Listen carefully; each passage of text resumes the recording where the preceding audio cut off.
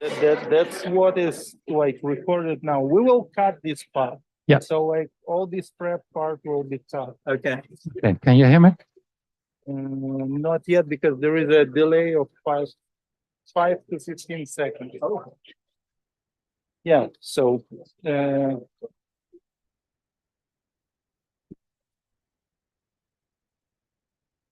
now I can hear me talking and you talking. Okay. Yeah. Perfect. Good. Yeah. So.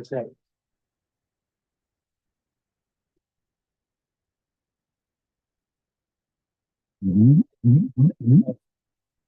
yeah, works. Thank you for that. Yeah.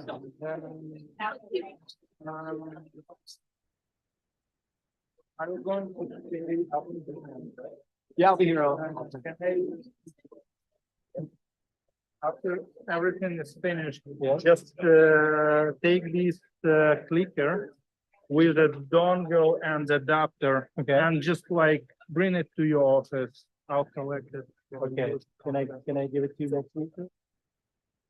Or leave it on Bridget's phone there. Yeah, but I'm going home straight from here. I'm going out to dinner. I won't go back to my office tonight. Oh, really done. Yeah. It's like I need anyone who will stay up to the end. Yeah, I can take it, but I'll have to bring it back to you. Like I don't know whether or not anyone will.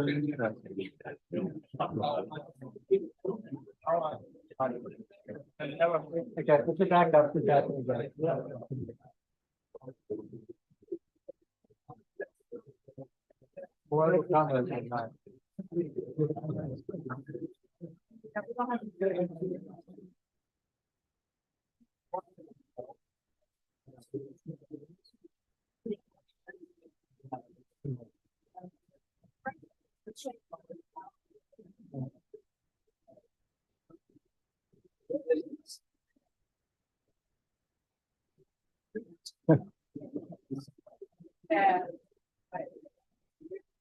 I think we'll get a few more students, but I'm not sure if I'm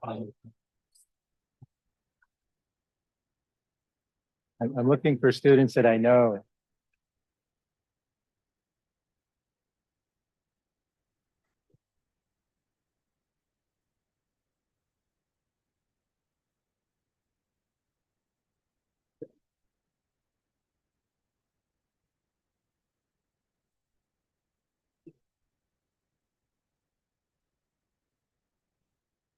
Yeah, so basically that white dongle with a black dongle and the clicker. That's it.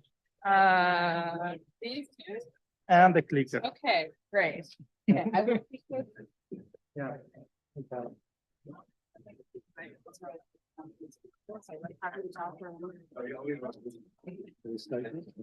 Also, you're talking for a while. You start? No, you're speaking for a while. Oh, yeah, a little bit. Yeah. Is that okay? That's here and then I'll. And you just come up? Okay, all right, good. So I'm gonna do some introductory stuff, just talking about the evening and so on. Yeah. So, I'll try to keep it as short as possible, and then Sheila will come up and she'll explain her sponsors and so on, and then you'll stay. So we can see you'll start. So yeah. All right. So welcome this evening. Why don't we get started? Perhaps some more students will show up. I hope so. If not, you are the first here. Maybe just one quick announcement. If you're here and you want the OOA credits and you didn't sign in at the door, please, and you're looking to do so, please talk to Alex at the front door. And if you can't see her, just email us, and you can find the address on our website that announces this lecture. If you're going for the credits, I know some of you are. Please do that. Okay, so welcome everyone to the Raymond J. Simpson Lecture, part of the Hempson-Simpson Lecture Series. My name is Will Galloway, and I'm the co-host this evening with Sheila McCartney, who's over here. Sheila is from the School of Urban and Regional Planning.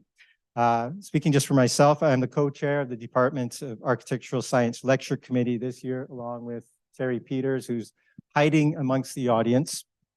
If you want, you can have a look at her. I'm sorry, I don't know why I said that. So this is our second joint lecture since COVID, and we were able to do this kind of thing again. And I hope we'll have many more over the years. There's a lot of overlap between architecture and urban planning, and a lot of the interests and the work of our two departments overlap. So we're quite lucky to be able to do this. Sheila will be introducing our speaker, and she's also going to introduce the School of Urban and Regional Planning lecture series, just to describe what it's about. My role this evening is a lot simpler. I'm going to briefly outline the plan for the night, and I'll share the land acknowledgement. If you'll also indulge me, I'd like to take a moment to briefly introduce the lecture series in the Department of Architectural Science. So this year we're focused on the changing role of public space in the city, and you've probably seen our posters around. All of our speakers are really talking about the public realm, how we're engaging with it, and how it's changing, especially as you've all experienced since COVID, and it's really caused us all to rethink what the public realm could be and how can we deal with it. And luckily enough, this is a topic that fits really well with the School of Urban and Regional Planning and with their lecture series. Our lecture sponsors, I'd be remiss if I didn't announce them. This fall, they include Esri, the Thames Valley Brick and Tile, Diamond Schmidt Architects, the Ontario Association of Architects, and most notably the Hempson Consulting and the Dutch Consulate. And we actually have representatives from the Dutch Consulate this evening, including the Consulate General. So thank you very much for joining us this evening. Yes, thank you to all our sponsors, and I say quite sincerely that without your support, this evening would not be possible at all. So thank you very much for that. In terms of logistics, our speaker is going to talk for 50 or 60 minutes, something like? Yeah, make it 60, I think. We'll make it 60. Okay, our speaker is going to talk definitely for 60 minutes. And then we have about 20 or 30 minutes for questions and answers. So I just have one request. If you have your questions, please keep them until the end of the lecture, and then raise your hand. And we have these microphones.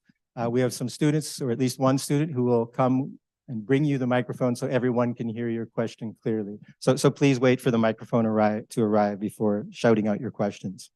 And we will finish the evening at around 8:00 p.m. So that's our time frame. Right, so before we introduce Bart, I'd like to share our land acknowledgement. Toronto Metropolitan University sits on lands that are now known as Toronto, which have been inhabited for millennia by many Indigenous nations and peoples. And it is our tradition, therefore, to begin our meetings with a land acknowledgement, which not only recognizes the enduring presence and resilience of Indigenous peoples in our area, but is also a reminder that we are all accountable to these relationships. This is a theme that I think is especially more potent today than ever. Toronto is in the dish with one spoon territory, and the dish with one spoon is a treaty between the Anishinaabe, the Mississaugas, and the Haudenosaunee that bound them to share this territory and to protect the land. Subsequent Indigenous nations and people, Europeans, and all newcomers have been invited into this treaty in the spirit of peace, friendship, and respect. And it is in this spirit, and on behalf of our university, that I'd like to welcome you all. So that's all I have to say, at least for now, and I'm going to give the microphone to Sheila to take over. Thank you. Thanks so much, Will. So it's my pleasure to introduce the SERP side of the lecture series. And it's important to note that the SERP lecture series began as a gift from the sisters Helen and Ellen Simpson on the passing of their father, Raymond J. Simpson, to which tonight's lecture is named after. He was one of the founders of Hempson Consulting. And to create a series, they were joined by the current leaders of Hempson Consulting, Russell Matthews, Craig Binning, and John Hughes, and they would like to thank them for their generous gift and support to bring these insightful discussions to Toronto Metropolitan University. So thank you very much. The Raymond J. Simpson Lecture each year is in honor of Raymond J.'s interests in demographic-specific planning. And tonight's talk by Bart Aptroot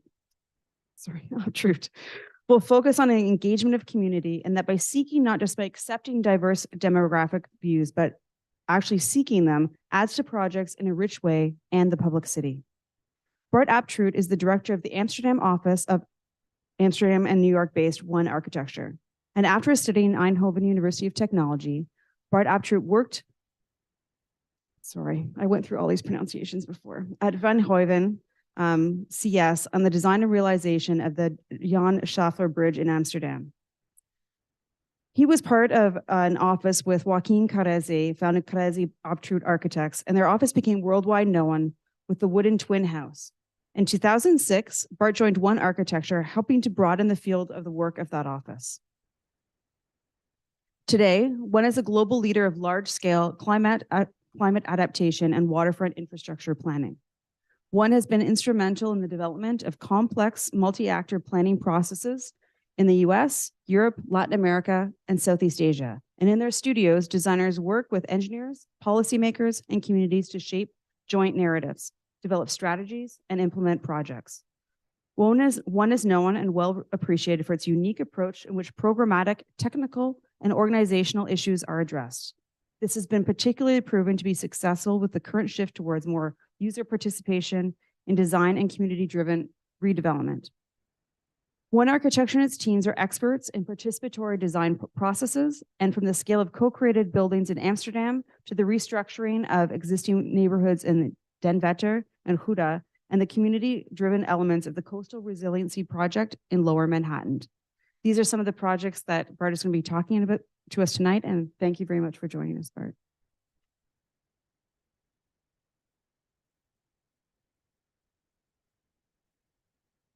For the introduction, we can keep practicing on the pronunciations. Huh? Right.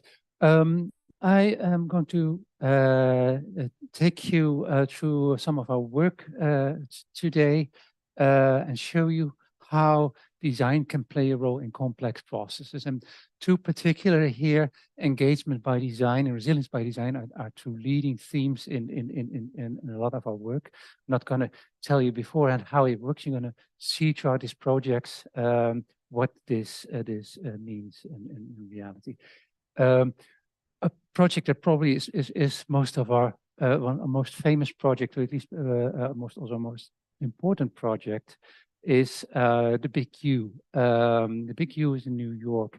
It was the outcome of the Rebuild by Design competition, which was organized by the Rockefeller Foundation after Hurricane Sandy had hit New York, and it really proved the vulnerability of the city.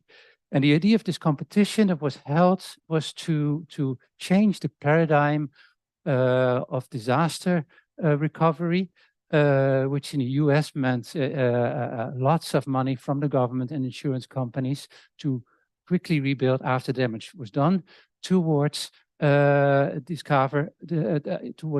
disaster prevention. Yeah, I get my clicker. It's easier, right?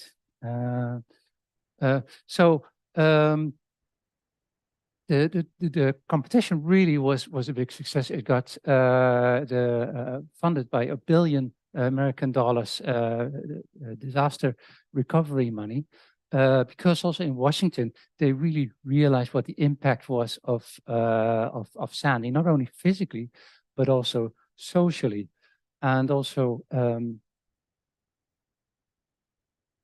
it's not working. Shall I just click like this? It was really an eye-opener for the New Yorkers to see how vulnerable the city was, and how much of that city actually was in the floodplains. And yeah, see, it doesn't work.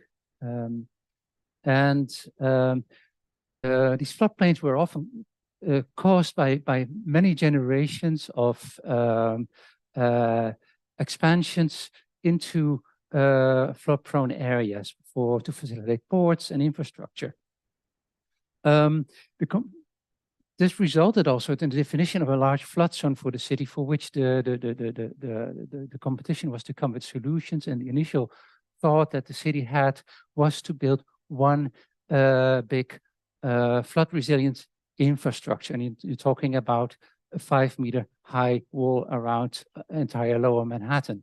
And we really asked ourselves, how do you do that? How do you make that for a city that is so much also wants to be connected with the water? We actually stole our idea from the High Line in Manhattan. That's a piece of infrastructure that wasn't used anymore, but really became part of the New Yorkers. And we thought, hey, that's interesting, because if you have a piece of infrastructure and you can also combine that with program, then in a way you build some kind of social infrastructure for the city. And a social infrastructure is about people. And we thought it's not just one thing. If you start doing this on the scale of Manhattan, it could have many programs. Each of these programs linking to a specific place in Manhattan. So that's how we created the idea of the Big Q, which is on the one hand a very big idea, but on the other hand, it's a very tailored approach, everywhere adjusted to be developed with local communities about local desires. So this really became a process in which engagement was central. And it was engagement with all kinds of different actors in the city. There were government agencies in all kinds of levels.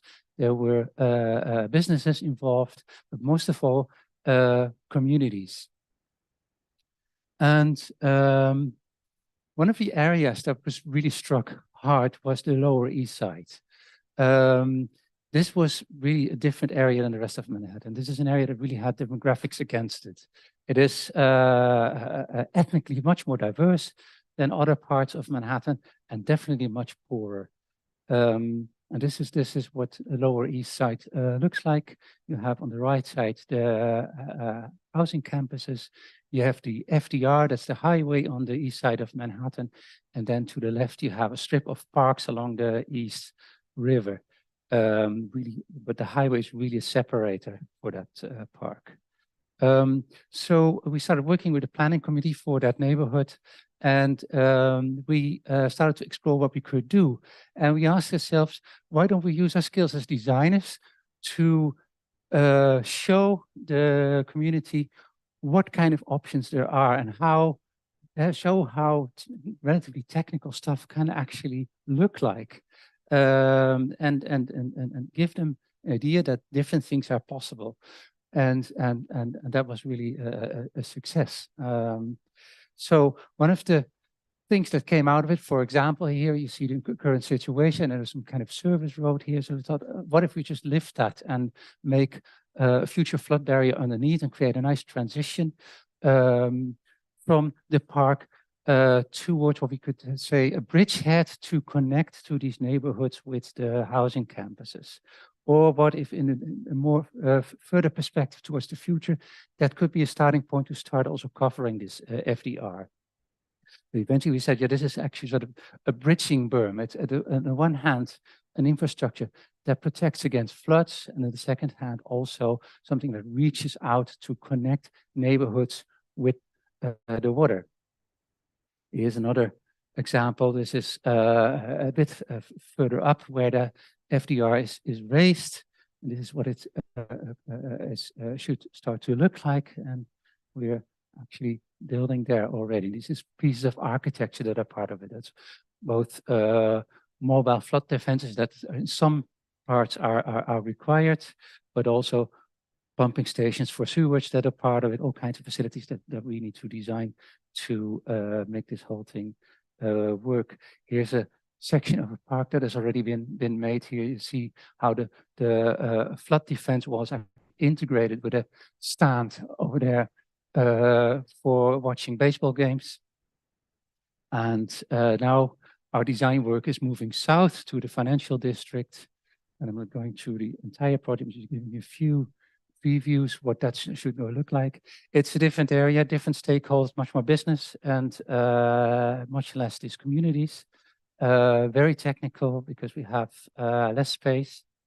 So what did we learn from New York? We learned that really rebuilt by design and our Big U proposal really changed the perspective from disaster recovery to disaster prevention, and from this atomized approach that we were used to a much more integrated approach.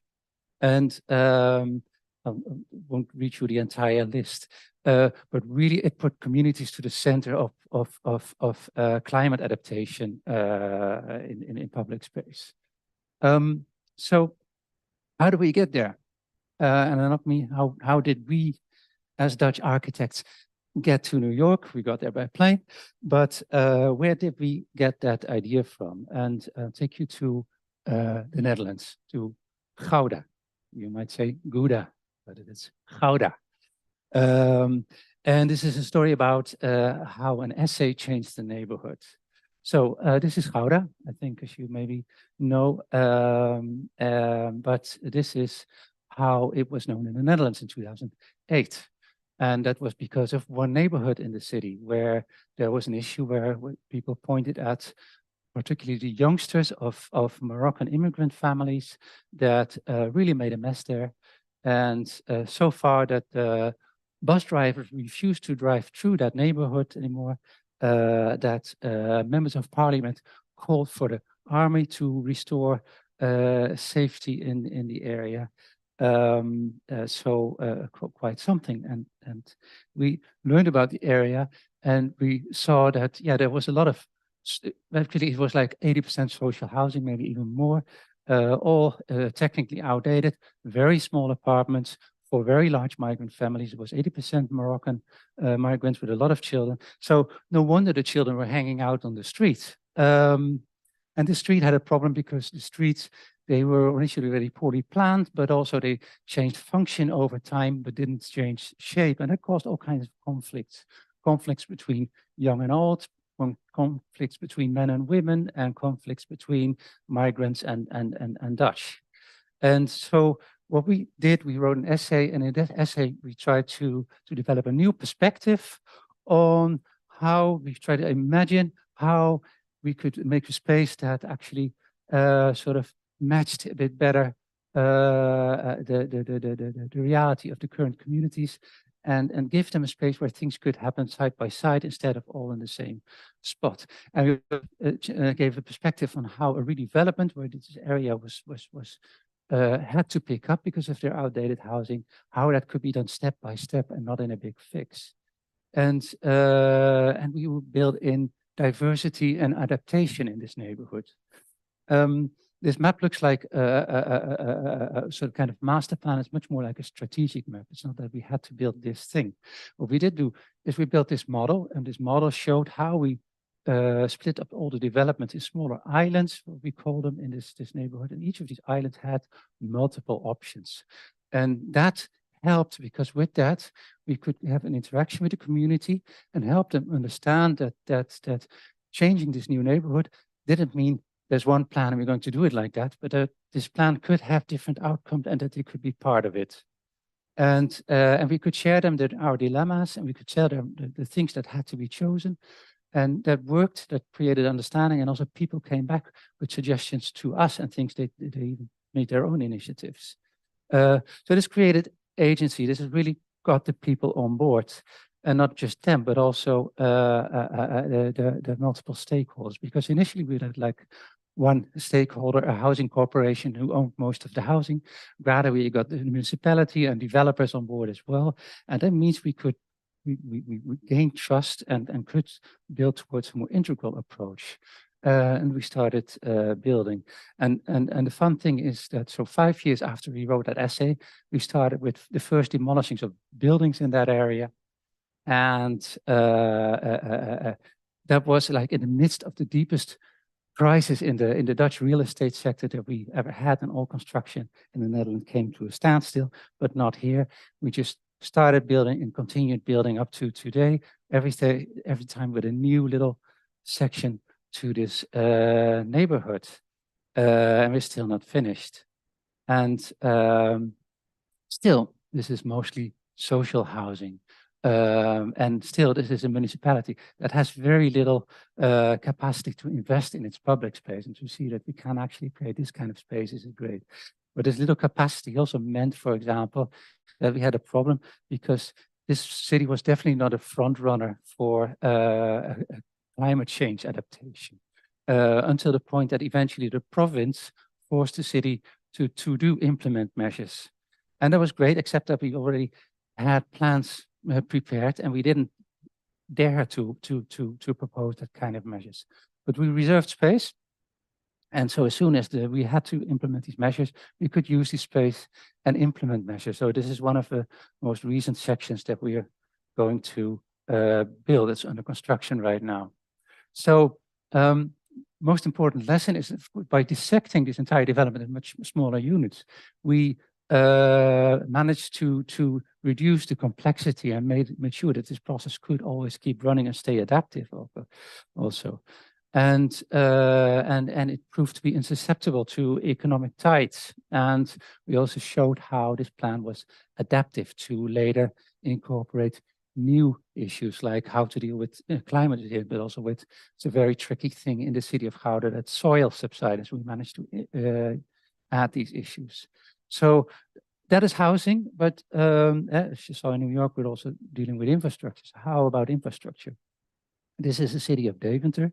And we had this issue with infrastructure because here there was a neighborhood in Deventer with kind of similar issues as we had in Gouda, except one more thing, there was a big road separating this neighborhood in two parts, while they actually sort of, we were supposed to see them as one. There was like a school on one side and the children had to cross the road every day to get to school. And to make it worse, the city said, let's double that road in capacity. So how do you solve that? And this housing was needed to be renewed as well. And the city had a great idea. Let's put this big new road in a tunnel and put housing on top and let the housing pay for the tunnel. Except for that didn't pay off enough for the tunnel. So they were stuck and they thought, okay, let's do a plan B. Let's just make the most minimal thing. The engineers can fix this for us. And which is some smaller bridges and tunnels, and that's it. Still too expensive. And the people there didn't really like it that the city had already made sure that a lot of housing was already demolished and there was no plan. So that's where we had an idea. We thought, why don't we talk with the community and the engineers together? And let's see what we can find out what the community really needs. And we came with Plan C. And actually Plan C, it's a bit little time to really explain how it works, but basically it combines a couple of questions also about infrastructure and water management. And we managed to do a couple of things a bit smarter. And it was cheaper. It was not only cheaper than the other ones, but it was even below the budget threshold. So we had some money extra. And this is what it looks like in plan, where we had the idea like where they already demolished the housing. Let's make a kind of noise deflecting landscape to also to protect the areas that were still there, to reduce the noise. And so this is how we try to combine issues in the water management with creating a much bigger space where we can make an underpass under this extra wide road, no tunnels for this road. And this is what it looks like from the top. So you see that we now have this noise deflecting landscape, vertical and horizontal. You have two parts of park that were already there, but now we managed to pull that park underneath the new road. This is where we started constructing it. And since it was so much cheaper, we had a bit more money for the architecture. You see the children walking from their school to home. Here's the water network that you see that's going under the road. And we have, because it's a water network that can fluctuate a lot in height, so it might flood one side, but it will never flood this side. So there's a redundancy in this network. Here's that noise deflecting landscape, a part of it, and we covered it with moss because moss is a really great noise absorber. And this is what foreigners really like. This is how the Dutch take their children to school instead of using SUVs.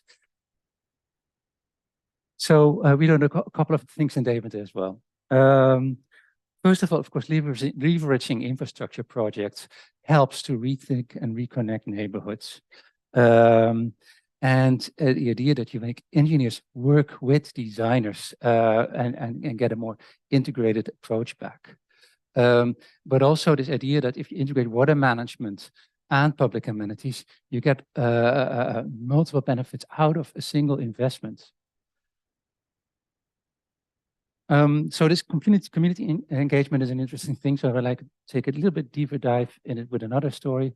And there's this neighborhood, Buiksloterham, which is in Amsterdam. It's in what we would say in Amsterdam, the other side of the river. That's usually where the bad things go. You put them on the other side of the river.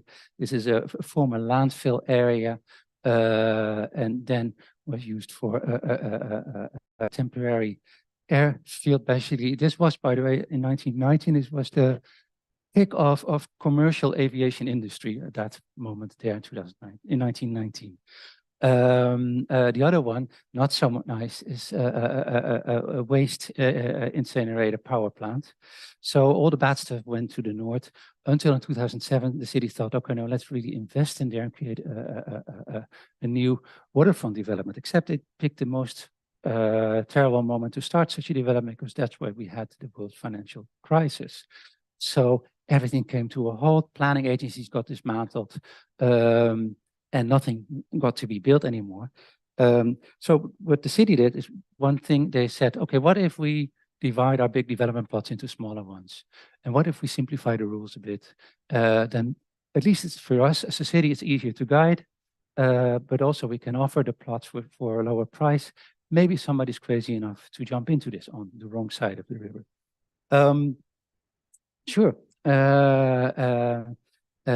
that's where we saw an opportunity. And the opportunity was this: if the cost is so much lower, the risk is so much lower. And we thought if the risk is lower, then we dare to experiment a bit. And if we experiment a bit, then maybe through experiments with new ideas, we can actually add value. And one of the things we did in this, so this is a process that we thought out with researchers from the university in Amsterdam, and we developed an idea of city making, where citizens and designers and institutions could basically work together on a city. And actually also used technology for that, digital technology. And that is used to establish networks, social networks, but also literally energy networks, ways to combine resources in a smart way. So this Buiksloterham area would be a smart city. What we also did is started to develop apartment buildings. This is an initiative from our office where we wanted to design a building together with the future aspiring house owners. And that meaning that we could create a design, interact with the users, and really customize it to what they also hoped to see. And we did this together with 7 other architects, and with that we basically created a collective of collectives. So this whole complex was basically sort of together, created together with the community. And we managed through that to set all kinds of new standards. We had extra ceiling height, we had flexible floor plans, we had extra daylight, extra oversized outdoor spaces, and we had energy neutral building, which was like 10 years ahead beyond the current, we become the standards at that time for buildings. And the citizens, the residents, they really took that opportunity to live out their dreams in the roof gardens and on their oversized balconies, and also made it an ecological dream. So all of a sudden, this place on the wrong side of the river was a very desirable place. And this is what we at some point saw, that we saw someone in a tent appearing, and then another, and then another, and then a camper. So what was going on? The city had announced that they would issue new plots in this neighborhood. But that was 2 months ahead. But these people, they wanted to be sure they were the first in line. So they started camping here 2 months ahead because they were in a waiting line to also get a plot. And this campsite grew out to 100 families or more during that time. It was a really wonderful site, all because they really wanted to be part of that neighborhood. And we moved on, and we also said, like, let's interact with the utility services and think through these things, what we can do together as a community once these layers work together. And we worked into better manage energy, mobility, water management, rainwater, sewage. All these things were sort of supposed to be operated on a community level. And we would also create this manifesto for circular Buiksloterham, the first circular community in the Netherlands. Even the municipality was on board. That was a great success. So what we learned from Buiksloterham is, so you can have a different approach on brownfield development and really see how brownfield developments can be pioneering grounds. Maybe, is it possible that somebody can get me some water? I didn't think about it before. I'm starting to get a bit of a dry mouth. Yeah. And so engaging both individual and the collective resulted into risk reduction and value creation. That was an amazing mechanism to see. And all of this in this worst time ever. So the city must have really liked it, right? Except so what the city has a problem that Amsterdam has a very strong top-down planning culture. And they were kind of afraid of so much bottom-up initiatives. So what did they do? They said, but we learned a lot of great things, they said, and let's do that on a plot that we own ourselves entirely, where we can set the rules. So basically, they built their own island over there, really literally made their own piece of land and said, we are going to develop something there and implement all these smart things there as strict requirements on the front side. So they kind of institutionalized the whole thing. And we thought, okay, let's see if that works. Let's go there.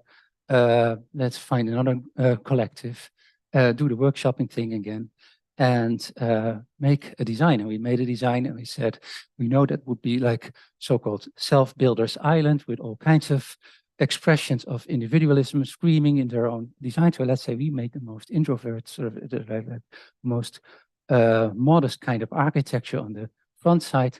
But on the other side, we had another thing because the city actually sort of forgot their green in their plan, and our collective sensed that and said, yeah, we want it to be a super green building. So we gave them a building with green on gardens on 3 levels, the lowest one with collective garden and then individual gardens on two more levels. And there was a requirement from the city to make this building rainproof so that the building could hold its water. And I thought that's a good idea because that's a great investment that is already a requirement. So it didn't take us a lot of effort to say, let's double the capacity that we need and do a few other wonderful things. And the wonderful thing we did was to say, not only do we collect rainwater, not only do we collect stormwater, we keep it there, and when it's too dry, we bring that water back to the gardens.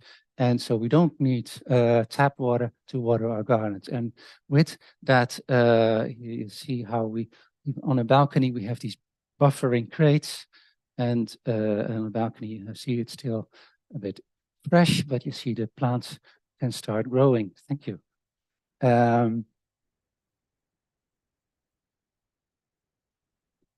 Just in time, I get thirsty when I talk about water. So, and with these facilities, we also made sure that we guarantee the quality of the green. And that's of course good for the green, for the people, but it's also good for urban cooling, and it's good for the ecology that you really give a kickstart here.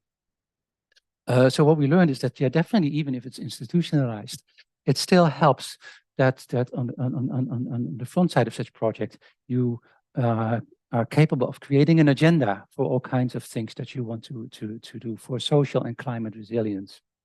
That was really helpful. And for ourselves to really learn, because the things that you do on a small scale, they also, it's good to understand them when you start talking about the big scale. So in the meantime, in New York, of course, we were building on the Big U, learning a lot about this very large scale of climate resilience. And that didn't just inspire us, it also had inspired the administrations in the Amsterdam metropolitan region, which I will now call MRA for you. It had inspired them to also launch a project to look into how we advised them how should they invest in the metropolitan area to work towards a climate resilient metropolitan area. It's a very large scale study. There it is. So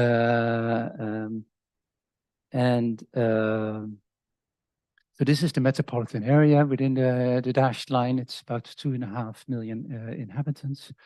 And you see the area on the right, Almere. We'll look into that later. So the first thing we did in this process is let's look at the longer term effects. Let's take a way longer time horizon for what climate change means. And you see that if you look further in the future, the effects are bigger and the uncertainty is bigger.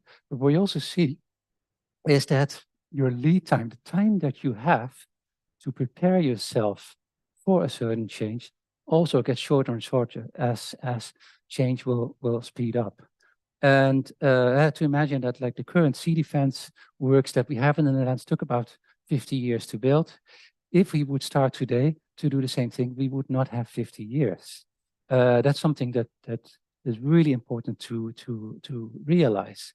This is kind of a map of the water system of the Amsterdam area. It's an extremely sophisticated system, so it's not in open connection with the sea, but everything is regulated, finely interconnected with all kinds of little elements. And I thought, yeah, what if one part fails, or two parts? So how resilient is that? And what if you need to adapt this entirely complex thing? That really scares me. And still, our current planning is much more based on a shorter term of like 30 years, like the sort of the lifespan of an investment in real estate. But also 30 years is what you can oversee in climate prediction. Say this is what we kind of know for sure, and then we don't look further. But you see, all these investments that you do. They last much longer. Housing lasts 50 years or 100 years. Infrastructure lasts longer. And even beyond that, what you do now has spatial impact much longer than that. So that means that whatever you build now, sometime later in its lifetime, it will come across the need to, it really needs to be adapted in a later time. And the cost of that for the adaptation will likely be public cost. So, and further in this research, we also did this kind of threshold analysis. We took existing neighborhoods and said, okay, these were built according to certain standards, but what if you take a longer horizon? These were not very happy outcomes. But on the other hand, what we also saw is that we nowadays understand and value the blue and green in cities in a much better way, and we see the manifold of functions that can be part of it, and that can be very useful to use as a tool for to adapt to more extreme climates. We can build blue and green networks in our city, and these blue and green networks can have really like a myriad of ecosystem functions. So this was sort of our conclusion for the metropolitan area. Like, first thing to do is make sure that you have basic safety for catastrophe prevention. Second is get rid of that extreme vulnerability in these complex systems. Third, if you either build for the long term or build in adaptivity so that you can change later. And fourth, you need to front load your benefits, meaning that if you're going to do these investments now, you better also have a bit of fun of it now.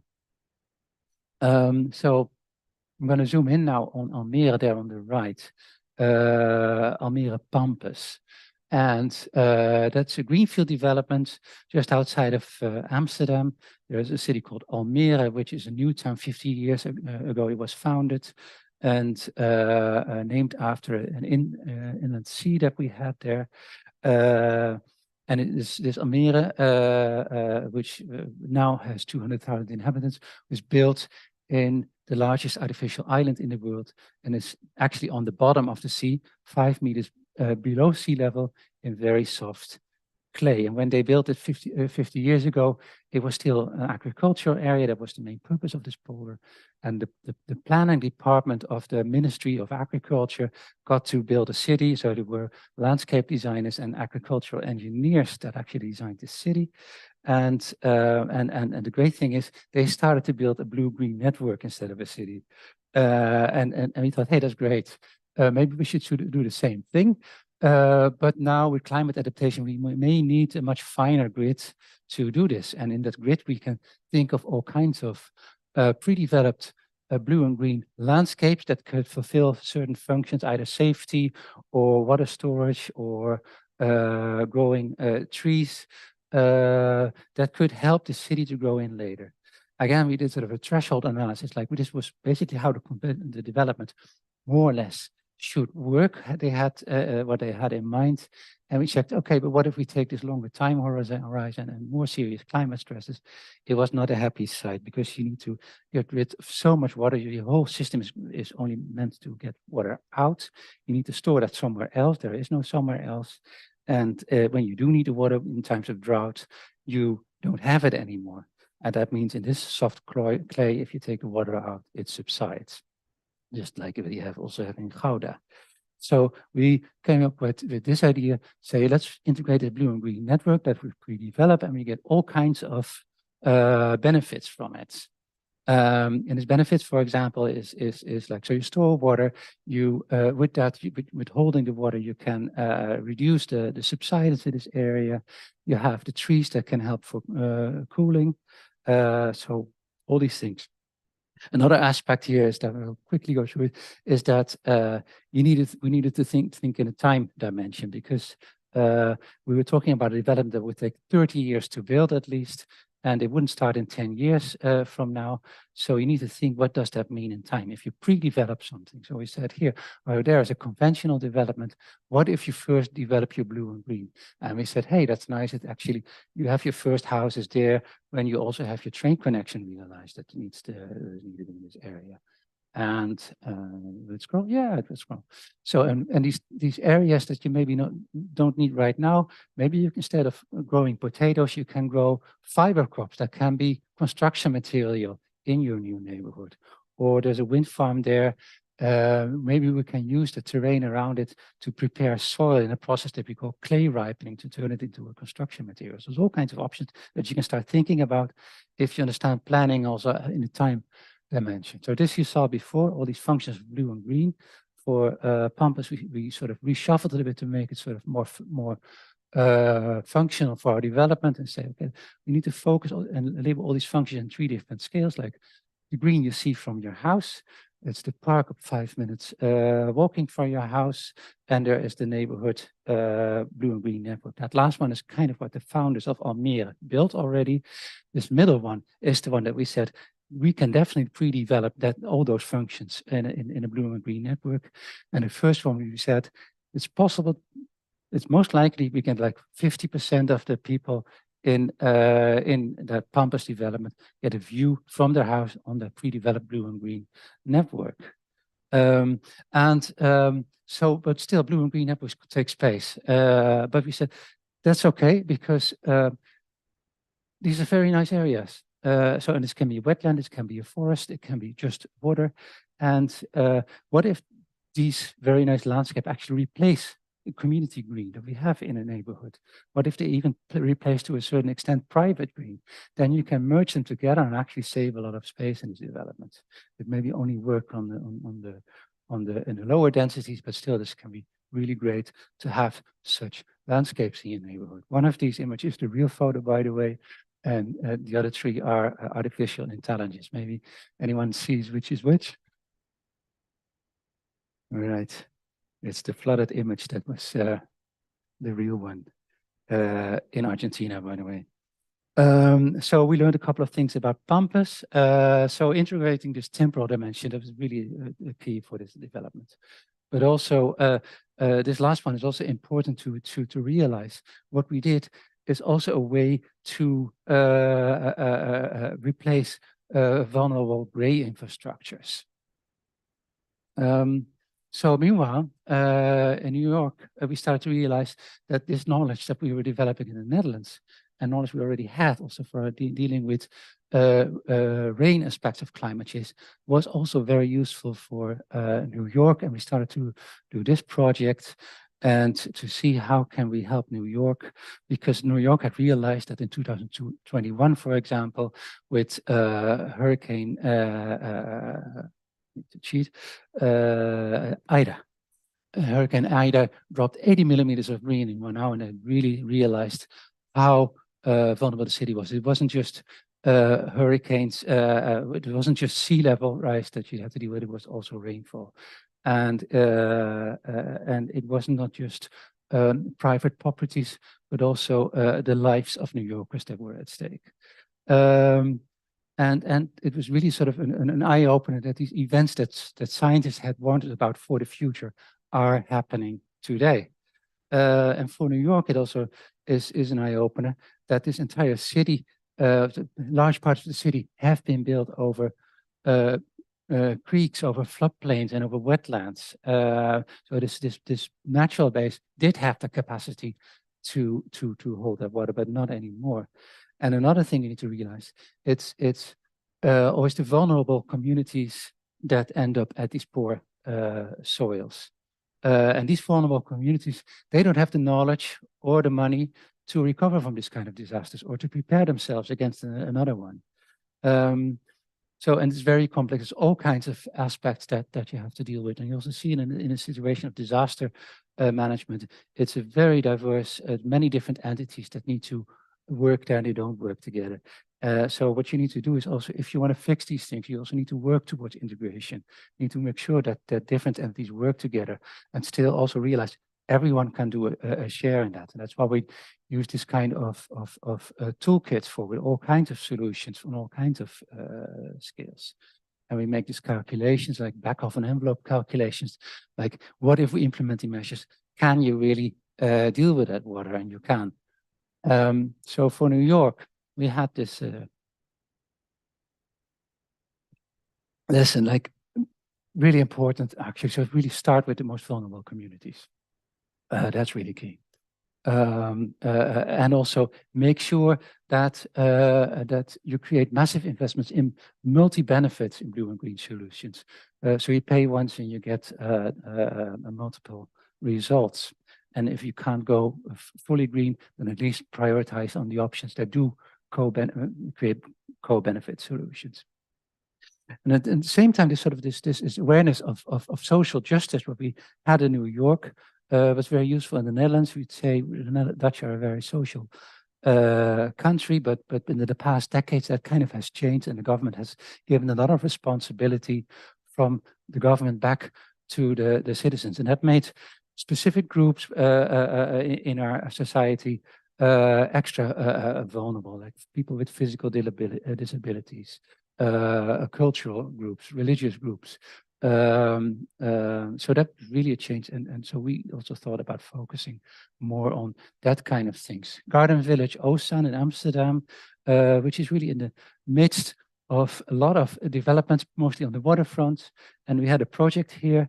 We were thinking about how can all these projects here, and this Garden Village is a difficult neighborhood, but it's really socially challenged. How can such a neighborhood benefit from all these big investments going on there? That was our question, and we thought let's look into the soil, because there's something about that soil. And this is kind of, you see how you saw it with Almere, but here as well, this used to be the area that we're looking at. It used to be a sea inlet and has changed so much over time. And at some point, a century ago, they built this in a little polder, again, soft clay soil, like you shouldn't build there. And actually, they only wanted to make this a temporary housing area for a nearby shipyard. But the problem is, 100 years later, that neighborhood is still there, being temporary, but not built with the proper foundations that was needed for housing on such a soil. And this area also really has the demographics against it. It's a former working class neighborhood, but this generation has grown old, has all the problems from having unhealthy work. The younger generation has an unhealthy lifestyle, and you see that in a polder, you get all kinds of extra challenges, because the thing is here, this small polder, it's soft clay soil. It has a problem with its groundwater, because it's like your groundwater is 0.5 meter below the surface. That creates problems for, it doesn't have a sponge capacity. If it rains, the water can't go anywhere. And if it's dry, the groundwater table drops a bit, and the trees and all the green are vulnerable, or it can induce subsidence again. And your paving is unstable with such high groundwater. So all kinds of problems that really make this a difficult neighborhood, because all these things also have an effect on your health, on poor quality neighborhood, but also like if you have people with disabilities and your paving is unstable, that's not a nice thing. And you see also here what this means if your groundwater level suddenly drops a bit. The water is gone, the green is gone, or these trees, if they can't root deep and there is a storm, they get blown over. This was both this summer. This was in the 1960s. You see also a small polder is very vulnerable if something goes wrong in the water system, and explain to you how complex this water system in Amsterdam is, how super sophisticated. What if something goes wrong? And this was last week. So this, you see this nice hockey stick diagram. Normally we have water fluctuations in our super sophisticated water system of 10 centimeters. That's how we manage the water, so precise. 20 centimeters is extreme. There was a little failure last week at the pumping station right before a storm hit us, and suddenly the water level jumped 40 centimeters in a few hours. That's the kind of vulnerabilities we can't handle. This was, nothing went wrong, but it was seriously a near miss. I talked to the water people. They were really stressed out. So we did a project before in another part of the same polder, where we looked already into this aspect of water safety. See, it said, if you're going to new developments, how can you integrate water safety? And the thing we figured out is we shouldn't just look at this new development. See, what can such an area mean to relieve stresses for the other areas? See, can we store water there? Or in case if it really does go wrong, can we create a safe haven by raising infrastructure in certain buildings so that people can flee there, especially people with disabilities that you can't, that takes a lot of effort to get them out of such an area. And back to this polder. So now we're looking into soil. This is the last project, and we're still working on this project, but it's nice to see what we're working on. So we're looking into all these kind of measures, like how can we deal with this nasty high groundwater? And what we need to think about is to make sure that we manage that groundwater level better, so that it can become sort of a stable low. And in order to do that, what we actually need to build is a groundwater infrastructure. We need to make sure that the groundwater works better to transport, the soil works better to transport groundwater. We need space for that, but we also need to look into the composition of the soil, and meaning we also need a bit of nature-based solution, because we need to make sure that if our ecosystem is healthy, worms and fungi and bacteria can actually help make the soil spongy, make the soil be able to absorb water.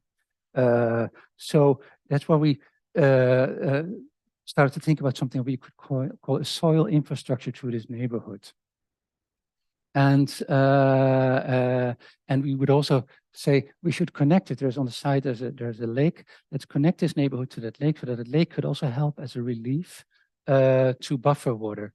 But also, since that lake is embedded with green, let's see how it can also be your extension for recreation and for this enhancing the ecology.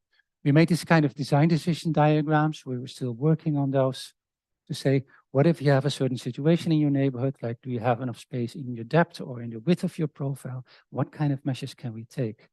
And we make this kind of cards here, and these are about combining social and physical measures, because we see that there are different worlds in the planning culture.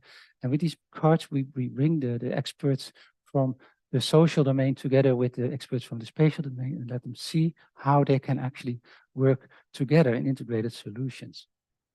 And we're looking now into two specific focus areas. One is a corridor under the ring highway of Amsterdam to see how can we connect that lake on the one side with this polder on the other side. And there's another, like this is the main street of that neighborhood. How can we build that ecological soil infrastructure that can hold water? And these are some sketches that we made some time ago, how this could look like if you could take all these measures together, not just do one thing, but make this a multi-benefit thing. So we're still learning here. And yeah, the thing what we now ask ourselves, if we look into this neighborhood and want to take measures, we're thinking about three different approaches. First of all, what would it look like if we just did technical fixes, but you just don't gain anything extra? Second is, what if you take this ecological perspective and see, I take nature-based solutions, how can they help? But then if you do that, what kind of opportunities are there for the neighborhood? Or if we say, what if we engage the community first, ask them what they really need, how can we then implement those measures in a way that they also work as a soil infrastructure? So this is kind of what we learn overall in these projects, that we sort of, where New York and Amsterdam are constantly inspiring and each other, learning from each other. So one is that these subsequent planning efforts, we really need to look at broader areas, and we really need to start to think with a longer time horizon. And the second is this community engagement really needs to focus on building stewardships, that everyone involved in such a thing sort of aims for the same thing, aims and understands why we're doing these things in a certain way. So this longer time horizon necessary, but also this line, last one, all of this is about what is the role of design in this process.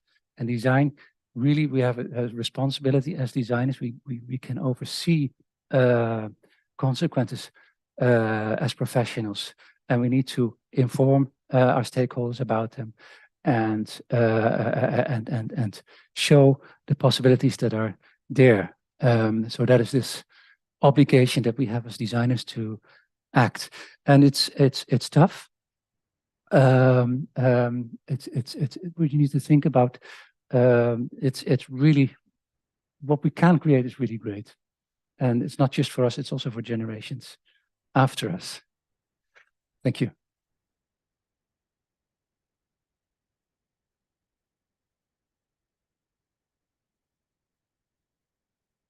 I think we have a student who has a microphone.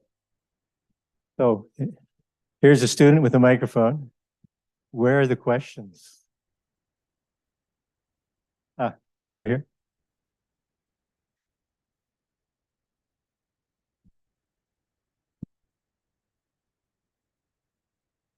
This is slightly off the main topic of this, but I'm very interested in the in how the first one that you went through is, to what degree has the redevelopment in there led to reduced problems with the youth of the community and all of that you started? Simply said, it's now the most desirable area to live in that city. Good answer. Surprised us. I mean, we didn't aim for that. It's really like, but I really appreciated it. That's great to see.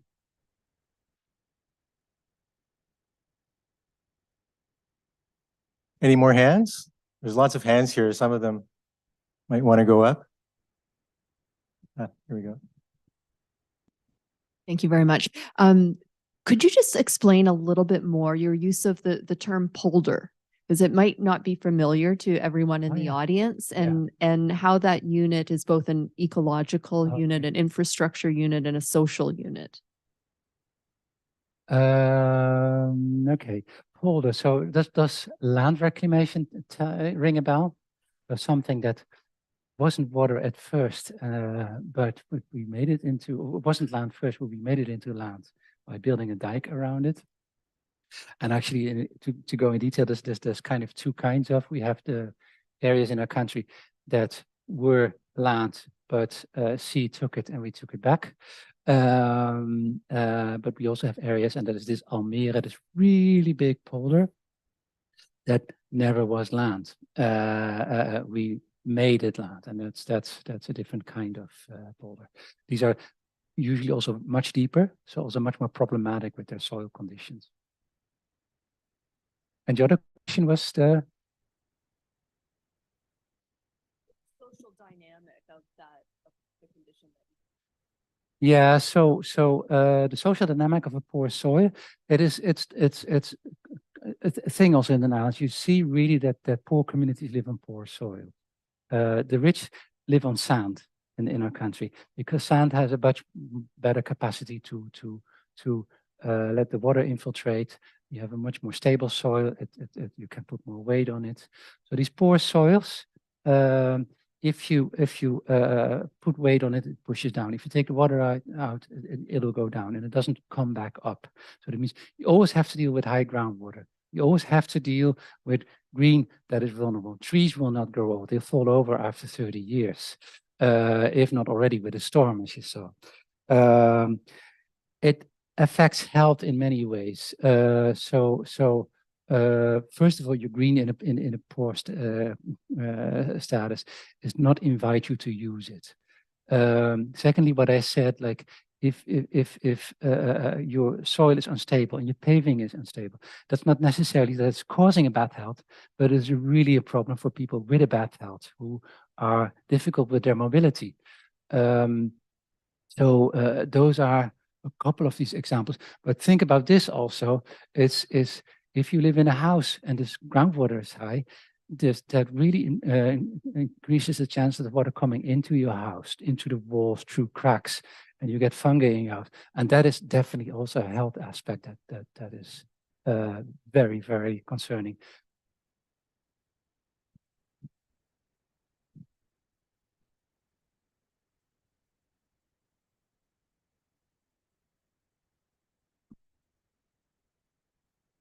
Are there any ways to make current buildings more rainproof?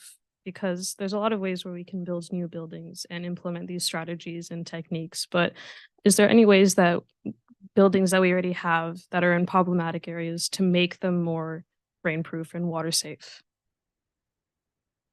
Yeah, it's pretty simple in a way. And rainproof for a building means that not only the building withstands rain, but also make sure it doesn't run off too much to its environment. It's not with rainproof. We also mean don't pass it on to someone else, but detain your water.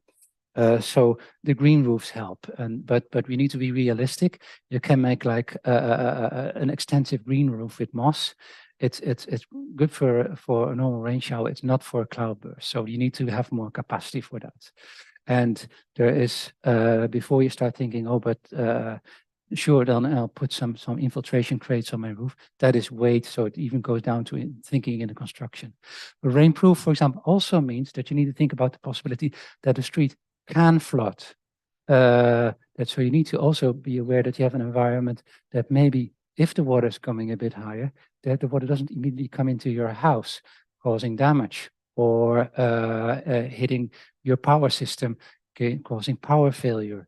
So those are simple things, and this is rainproof. But you have also, I think, our terrain conditions are relatively, let's say, they're super flat. But if you have a landscape with much more high and low differences, you really need to think about the lower areas as well. And because there you're not protecting against 10 centimeters of water, but you're protecting against water coming from other sides. Then you need to think about flood safety and thinking about things like, do you have a higher floor in your house where you can escape to if the water comes? So that's also an aspect of rainproof that you need to consider. And in theory, it's pretty simple. It's actually, yeah, so the difficulty is more, I think, in existing housing stock. How do we adapt those? Because there your options are a lot less, but we have a lot more existing houses than new houses. I think that's a common thing.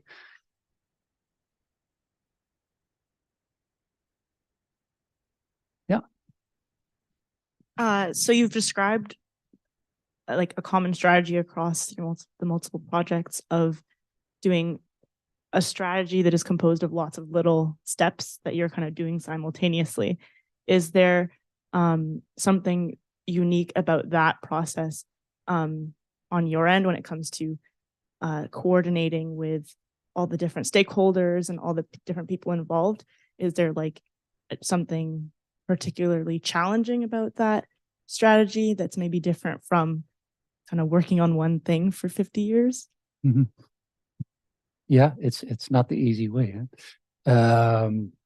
You're learning. So in these processes with communities, we use design. We use design as a tool to communicate. And I think that is something that not every designer is used to. Many designers are used to using design to show the end result. And we show options. And with the options, we communicate with the community. And we get feedback. We say, we hear about the things that are not good. And then we can adapt plans. So that too is an extra step in the process. But what we do gain is we gain trust. And gaining trust in development process means reducing risks. So even these kind of community processes, it can be very intensive, but it can also be a way, even for the commercial developers, even for governments, to say, well, it is an extra effort. It might even take time, but if you reduce the risk, you also reduce the chance that this super efficient process gets blocked halfway because you find a community against you, or you find out you've worked on something that simply doesn't work. So this risk reduction, I think, is really worth the effort for this kind of thing. But it's not every designer is open to the idea that you're not the star of the show. Of course, we also hope in the end to really design these things. You saw also these pieces of architecture. It's really fun to make them, of course, but really with a very different mindset. Also, not as we did this, but as we did this together with a lot of people, and that's also very, very, a very nice feeling to have.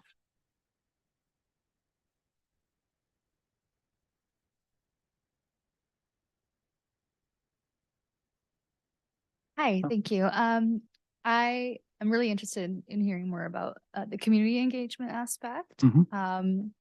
Specifically having some background in the community engagement field where lots of people see the community or a local community as one community, whereas in my experience, it can be very fragmented with different opinions, different views, and specifically from local governments.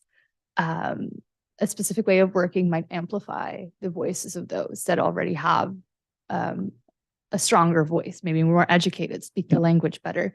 How did you find this also occurred in your projects, and how did you handle these issues? That's a good question. And maybe there's not one answer. I think you of course, you need to sense that that's a part of this process. True, you have the stronger voices that come to your meetings. Still, you need to try to find a way that you try to understand who are the agents, who do they have a role to communicate, to pass on your message to the rest of that community, the people who don't show up. Can you also give a voice yourself as a professional to the people that are not in your meetings, knowing roughly what they want, because maybe there's a reason why they're not in your meeting. Maybe there's distrust, or maybe they have disabilities, they can't join meetings, So you try to think about that and make that part of your process. And with that, you also listen differently to the voices that are there.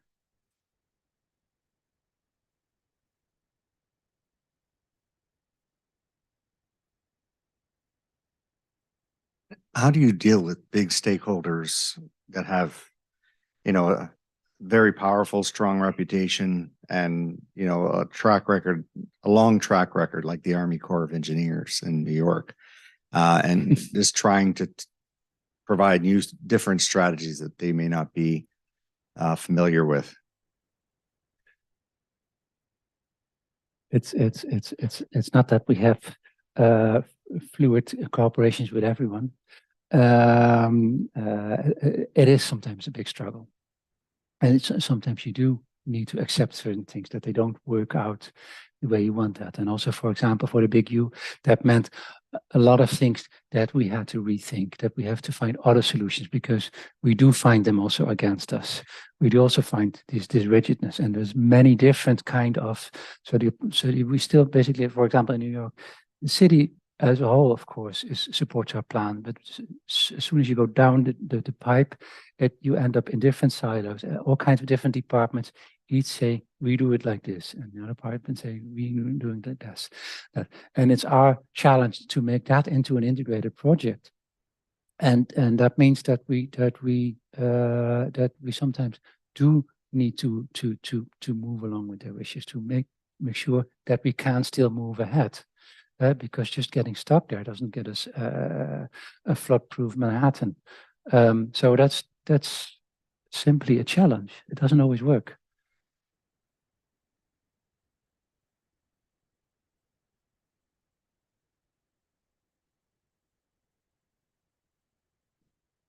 Thank you. To go back to Havda, so if I understand correctly, the transformation that you were able to put in place was successful by becoming desirable. So does that not itself essentially force out the community that was there in the first place? What happened to the Moroccans, and how did the transformation, or did the transformation change relationships as well with the conflicts? I was not clear about that part, and if this was the starting point, what happens afterwards? Yeah. When you start transforming such a neighborhood with a lot of redevelopment of housing, that also means that a lot of people need to leave their house. And there is a tendency, people don't move twice. So people move out of the neighborhood to another neighborhood, and they don't come back to the neighborhood that you made pretty for them. So even though you make housing for them, it's other people coming back. That is tough, but it's something you need to realize. To one extent, I think the city was happy about that, because it wasn't just about getting fewer Moroccans in there, but they also said that was a really close community. It's very difficult to penetrate, to interact with them, because it was such a tight community. So they said, if that sort of gets a bit more spread in the city, for the city that was comfortable. I have a bit my doubts about that. Of course, we do see the effect that it works, and what you hope, you don't want to have a waterbed effect. That's now the problems are somewhere else. I don't think that has happened. And lately, what we see is that people do come back. That I'm not sure if it's the same, but let's say these Moroccan communities, people from Moroccan communities come back to this neighborhood, and they're not the troublemakers, fortunately. But really, like, because we also established a much more diverse mix of housing, both in size as in type. It sort of invites people with different lifestyles and different incomes into the neighborhood. So when they do come back, it's also not so uniform in the culture. It can mean that this community is now more spread out, and don't know how these networks then reshape after. after they have moved out. Maybe they're just fine with that. I don't know. I see at least that we're still in a very multicultural neighborhood there, and that people appreciate it, and that the conflicts are gone. Mostly, let's see, there's always something happening. It's still the city, but the conflicts we had are no longer there. Yeah. To ask about the reclaiming of like public spaces from infrastructure of roads, which you did in New York. Yeah. And I'm curious what the process is like. Do you get a lot of defense from community members because the road is functioning, and their answer would be, why are you taking an area that's already working and fine, and why do you change it? And how do you deal with like the policy consequences of it and convince up higher governments to reclaim public spaces from roads? Yeah. The developments in for the big U don't intervene so deep in these existing neighborhoods. It's mostly like on the outside and then across the highway, so it doesn't affect those communities as much as, for example, what we had in Gouda, where we really go through the entire neighborhood. But they really had concerns and rightful concerns. And one of them that I really can recall is they said, we are afraid that these people living in these housing campuses, affordable housing, and they said, if you're making these wonderful parks here, beautiful connections, that's great, but won't we be gentrified out of our own houses? That was their fear. So they said, please make it something that is for us. Please don't make it something that's not for the next rich people moving in there and pushing us out. That was the concern that we got. And that was really something that you need to think about. Okay, but how do we design for that? That is a challenge. And you really need to try to listen, like, and really build also trust step by step. Because these concerns are definitely there. These practical concerns, sure, if you go to in a neighborhood, lots of them, really. Maybe last question. Did I see a hand raised or?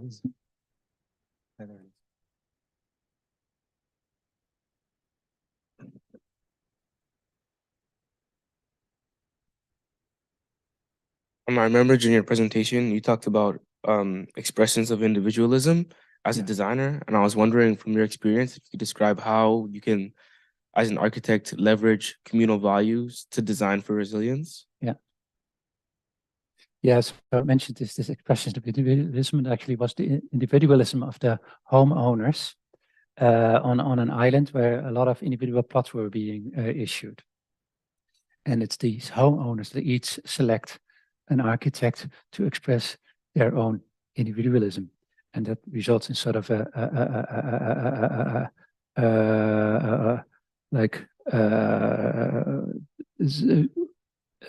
all kinds of architecture next to each other, and like you see buildings and think, oh, these people had to be protected against themselves by an architect. But how do you deal with your own individualism as a designer? Because sure, I also have my aesthetic desires. I also want things to look good. Plus, above all, also your responsibility as a designer, because whatever you make is there in public space. Someone else needs to look at it. I tend to be a bit modest in the expression of architecture, so that I don't have to scream that I was here or when architecture was here. So to be comfortable that this expression of your architecture is the outcome of not you but a team, and that means really that you should, there's so much ego amongst designers,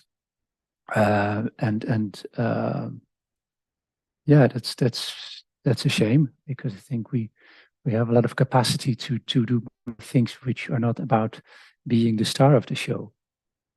Or if you're the star of the show, you're a star of the whole thing, the integrated picture. I mean, I'm proud of this entire neighborhood that we need, but not about whether we design things in a specific way, and then hey, and that looks good. So yeah, you need to find your other things to cherish, I think, in these kind of processes. Good answer, and we'll make that our last answer, if that's okay.